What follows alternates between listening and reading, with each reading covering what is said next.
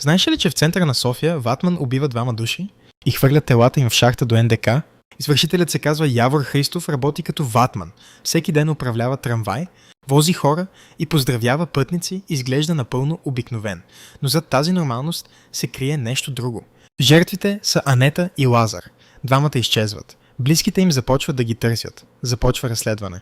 След време телата им са открити в шахта близо до Националния дворец на културата. Място в самото сърце на София. Място, покрай което минават хиляди хора всеки ден. Новината предизвиква страх. Как е възможно подобно престъпление да се случи точно там? Разследването стига до Явор Христов. Според данните той е използвал работата си, за да прикрива следи. Спирал е трамвая, отклонявал се, опитвал се да заличи доказателства. Част от събитията са свързани и с района на квартал Хладилника. София е в шок, защото убиецът не е случайен човек от сенките.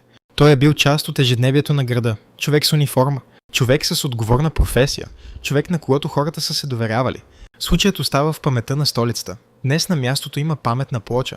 Тя напомня за Анета и Лазар и за това, че понякога най-опасните хора не изглеждат опасни.